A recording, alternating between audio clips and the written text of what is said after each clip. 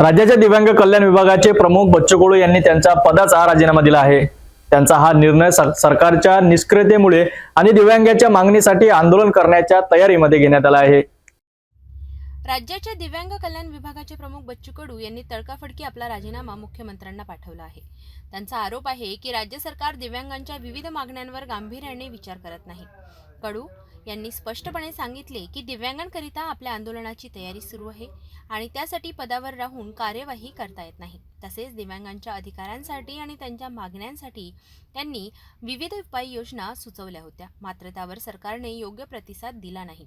कडू यांनी या विषयावर असंतोष व्यक्त करत सरकारी सुरक्षाही नाकारली आहे।